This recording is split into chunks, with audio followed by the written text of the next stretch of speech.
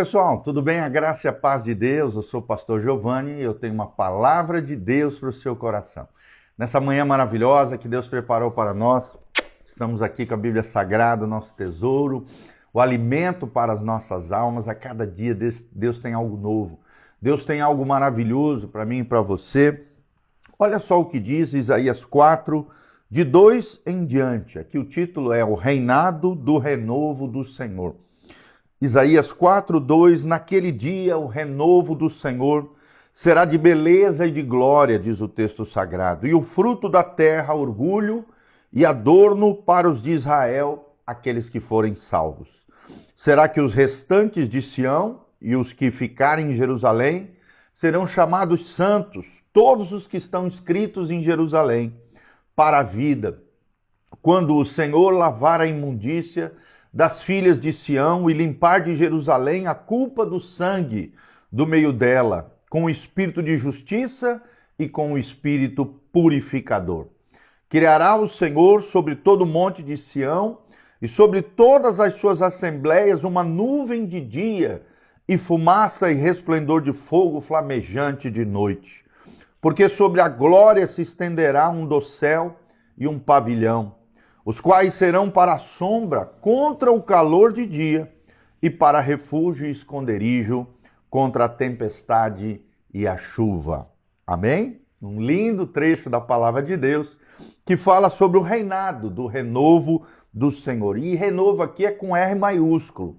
É uma referência à restauração do povo de Deus através do Cristo poderoso, o Messias, o Messias Hamashia, o Messias prometido a Israel. O Yeshua ben Yosef, Jesus, o filho de José e Maria, é claro, né? Pai por adoção e mãe de forma natural, nasceu da Virgem Maria de forma sobrenatural pelo Espírito Santo. Então nós vemos aqui o reinado do renovo do Senhor e como Deus restaurará todas as coisas. A palavra-chave hoje é visão. Será que nós temos uma visão? Será que você compreende o valor da visão com relação ao futuro? Será que você tem guardado uma esperança genuína no seu coração de que haverá um dia glorioso onde Deus restaurará todas as coisas? Então, nosso tema hoje é o valor da visão, a importância de termos uma visão de futuro, um projeto de futuro. Isaías 4 aqui ilustra como discípulos de Jesus conseguem criar um clima favorável para o crescimento. Todos nós podemos crescer no Senhor, podemos ser restaurados no Senhor, podemos ser transformados pelo seu poder. E esse crescimento é baseado na imagem de um futuro que se deseja. Qual é o futuro que você deseja? Qual é a esperança que você abriga no seu coração? É interessante que uma visão dada por Deus é poderosa para nos levar para o cumprimento de todos os preceitos divinos estabelecidos na Bíblia Sagrada. Então nós vemos alguns exemplos bíblicos de esperança, de futuro, de visão de futuro através da palavra de Deus. Primeiro vamos ver Abraão. De forma rápida aqui, vários personagens da Bíblia Sagrada. Abraão, lá em Gênesis 12, recebeu uma promessa de Deus e teve uma visão tremenda. Qual é a visão que Abraão teve?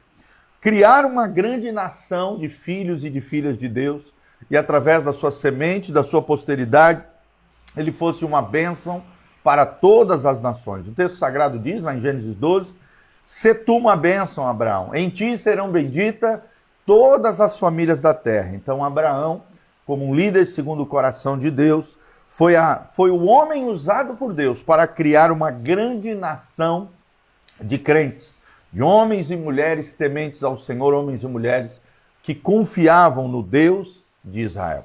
Segundo lugar, vemos Moisés, um descendente já de Abraão, lá em Êxodo 3, capítulo 4 também. O chamado de Moisés, vemos que Moisés foi chamado por Deus com a visão de futuro também, guiar o povo de Deus para fora do Egito. Ele foi um estadista, um grande líder, um grande libertador do povo de Israel, guiando o povo de Deus para fora do Egito. E é interessante que, simbolicamente, o Egito é um símbolo da vida velha, da antiga vida antes de Jesus, da vida mundana que nós vivíamos antes de Cristo, que aqui representa, tipifica Moisés, ser o nosso libertador e nos tirar também do Egito. Faraó é um símbolo de Satanás, com seus asseclas, né, seus soldados, um símbolo dos demônios. O Egito é um símbolo da vida mundana, da vida terrível, da vida infernal que nós vivíamos antes de Jesus. E Moisés é um tipo, é uma figura, né, metafórica, simbólica, futura do Cristo que viria para libertar o seu povo do Egito, ou seja, do mal que nós vivíamos. Terceiro lugar, vemos Josué, lá em Números 27, sendo chamado por Deus para guiar o povo de Israel para a terra prometida. E é interessante que a terra prometida é um símbolo do céu. Todos nós queremos ir para novos céus e nova terra, para Nova Jerusalém, para o céu que descerá sobre a terra, para o estado eterno, é chamado isso dentro da teologia, quando novos céus e nova terra, Nova Jerusalém, descerá dos céus e nós reinaremos com Cristo para todo sempre em glória. Josué também, lá em Números 27, foi chamado por Deus para guiar o povo de Israel à terra prometida, aqui sim, uma terra literal, uma terra, né, a terra de Israel, onde hoje a antiga Palestina, né, toda a Síria, Palestina, aquela região descrita na Bíblia Sagrada, lá em Deuteronômio, também em Josué, onde Josué é chamado por Deus para levar, para ter uma visão de futuro e levar a nação de Israel para tomar posse da terra prometida. Davi também, lá em 1 Crônicas 22, é chamado por Deus para construir o templo em Jerusalém. Deus colocou essa visão, esse sonho no coração de Davi, em 1 Crônicas 22, e Davi não foi ele que construiu, porque as suas mãos tinham muito sangue, né? A Bíblia Sagrada revela, mas ele preparou tudo para que seu filho Salomão construísse o templo em Jerusalém.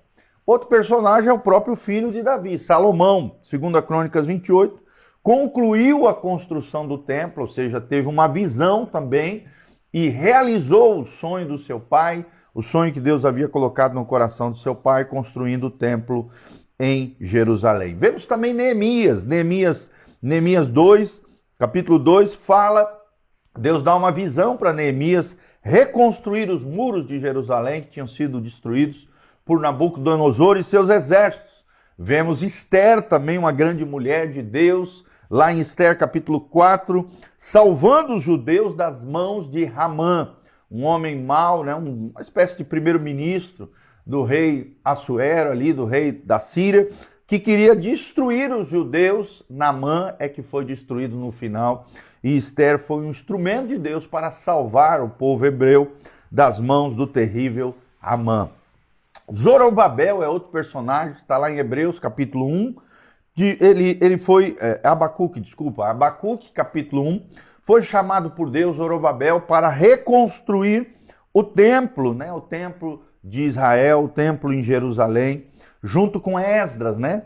Esdras, Zorobabel e Neemias foram os três grandes príncipes de Israel, restauradores da terra que havia sido assolada por causa do juízo de Deus sobre a nação. Vemos um outro maior dos personagens da Bíblia, Jesus, em Mateus 28 e Lucas 15, buscando e salvando o perdido e ensinando os homens a fazerem o mesmo, ou seja, serem ganhadores de alma.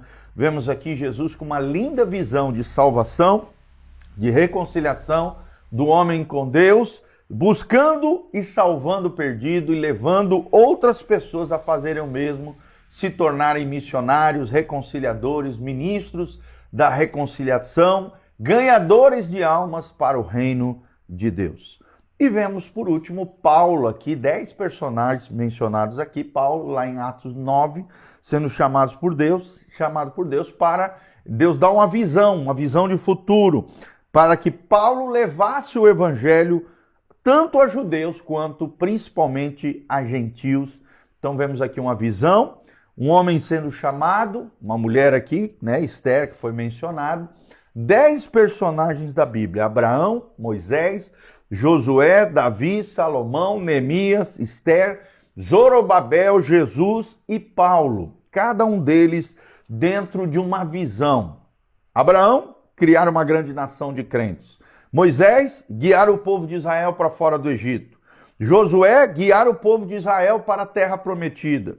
Davi, construir o templo em Jerusalém. Salomão, concluir a construção do templo de Deus em Jerusalém. Neemias, reconstruir os muros de Jerusalém. Esther, salvar os judeus das mãos de Ramã. Zorobabel, reconstruir o templo que outrora foi destruído. Jesus, buscar e salvar o perdido e ensinar os homens a fazerem o mesmo.